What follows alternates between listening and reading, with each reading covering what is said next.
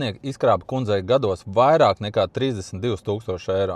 Šis stāsts ir īsts. Es pats kā pircējs tikko esmu bijis iesaistīts vienā šādā darījumā. Kundze man pēc darījuma pastāstīja, kā viss notika. Pirms vairākiem mēnešiem viņu internetā uzrunāja labdari, piedāvāja ieguldīt drošā biržā. Viņi piekrita, jo gribēja savākt naudu ārstēšanai un pārcelšanās plāniem pie radiem ārpus Latvijas. Sākumā ieskaitīs 100 eiro. Pēc aptuveni 2 mēnešiem kontā viņai it kā jau rādījās 5000 eiro peļņa.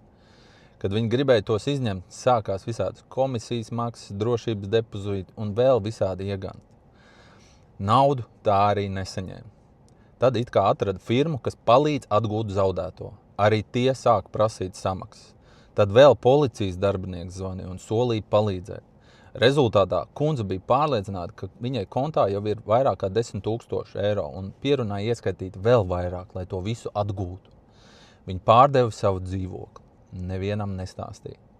Un tad nauda pazuda. Krāpnieki viņas vietā pārskaitīja visu uz kaut kādiem svešiem kontiem. Viņi palika bez naudas, bez dzīvokļa un bez iespējas pārcelties pie radiem. Līdz šim man bija grūti noticēt šādiem gadījumiem, bet tie notiek katru dienu. Vientulība, bezpalīdzība un komunikācijas trūkums tieši to krāpnieki izmanto. Runājiet ar saviem vecākiem, vecvecākiem radiem, brīdiniet viņus, jo tikai runājot par šiem gadījumiem mēs varam tos novērst.